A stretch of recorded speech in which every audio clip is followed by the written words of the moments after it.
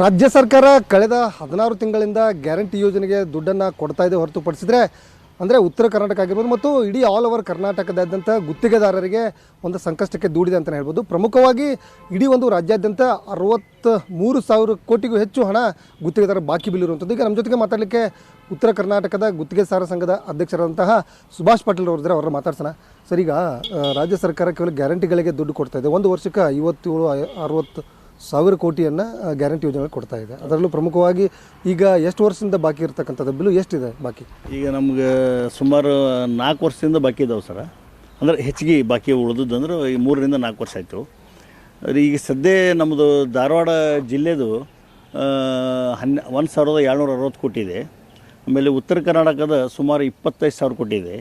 ಹಾಗೆ ರಾಜ್ಯದ ಸುಮಾರು 63,940 ಕೋಟಿ ಇದೆ. ಈಗ ಇತ್ತಿತ್ತಲಾಗಂತೂ ಪೆಂಡಿಂಗ್ ಹೆಚ್ಚಿಗೆ ಹಾಕೊಂತ ಹೊಂಟಿದೆ. ಯಾಕೆಂದರೆ LOC ದುಡ್ಡು ಬರೋದು ಕಡಿಮೆ ಆಗಾಕತ್ತಿದೆ. 3 ತಿಂಗಳಿಗೊಮ್ಮೆ ಕೆಲವು ಇಲಾಖೆ ಅಂದರೆ ಲೋಕೋಪಯೋಗಿ ಇಲಾಖೆ 3 ತಿಂಗಳಿಗೊಮ್ಮೆ ಬರ್ತಾಯಿದೆ. ಮೇಜರ್ ಇರಿಗೇಷನ್ 8-10 ತಿಂಗಳಿಗೊಮ್ಮೆ ಅಥವಾ ವರ್ಷಕ್ಕೊಮ್ಮೆ ಬರೋದಂತ ಇದೆ. ಸಣ್ಣ ಇರೋಲಕ್ಕೆ ಅದು 6 ತಿಂಗಳ 8 ತಿಂಗಳಿಗೊಮ್ಮೆ ಬರ್ತಾಯಿದೆ. ಅವು ಬರ್ತಾ ಇರ್ತಾ ಈಗ 10% ಬರ್ತದಂದ್ರೆ ಅಷ್ಟು ಪೆಂಡಿಂಗ್ ಬಿಲ್ ಮತ್ತು ಕ್ರಿಯೇಟ್ ಆಗಿಬಿಟ್ಟಿರ್ತಾವೆ, ಅಂದರೆ ಜನ್ರೇಟ್ ಆಗಿರ್ತಾವೆ. ಸಾರಿ, ನಾಟ್ ಕ್ರಿಯೇಟ್, ಜನರೇಟ್ ಆಗಿಬಿಟ್ಟಿರ್ತಾವೆ. ಅಷ್ಟು ಮತ್ತು ಕೆಲಸ ಆಗಿಬಿಟ್ಟಿರ್ತಾವೆ ಅಷ್ಟು.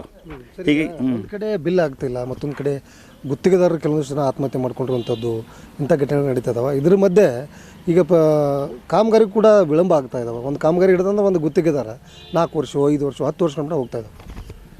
ಸರ್, ಏನಾಗಿತ್ತು ಅಂದ್ರೆ ಈಗ ನಮ್ಮ ಕಡೆನೂ ನಾವು ಎಲ್ಲ ಮನೆಯಿಂದ ದುಡ್ಡು ಹಾಕಿರೋದಿಲ್ಲ. ಮನೆಯಲ್ಲ ನಮ್ಮ